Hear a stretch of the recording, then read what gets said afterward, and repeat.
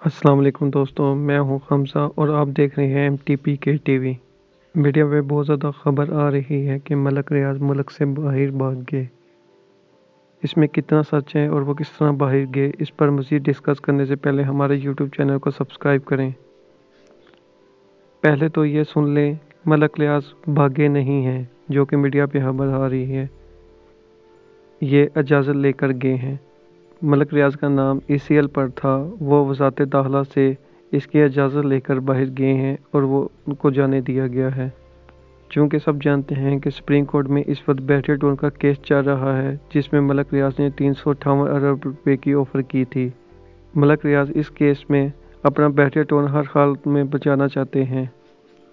اس کے لیے ملک ریاض نے پیسہ واپس کرنا ہے اور ان کا جتنا بھی پیسہ ہے وہ سب ملک سے باہر پڑا ہوا ہے۔ اس لیے وہ پیسے لینے گئے ہیں اور پاکستان کو وہ واپس کریں گے اور وہ بہت جلد ملک میں واپس آ جائیں گے۔